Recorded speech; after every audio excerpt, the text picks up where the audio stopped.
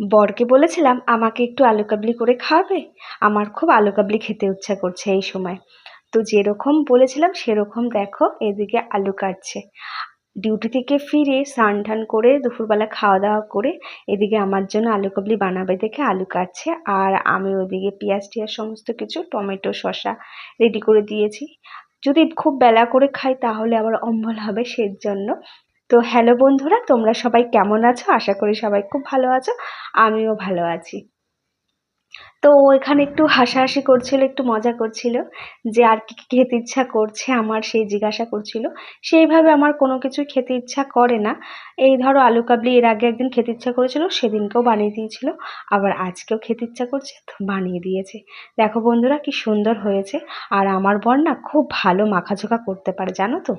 যে কোনো জিনিসই এত দারুণভাবে মেখে দেবে না, তোমার বারবার খেতে ইচ্ছা করবে। তো ভিডিওটা কিরকম লাগলো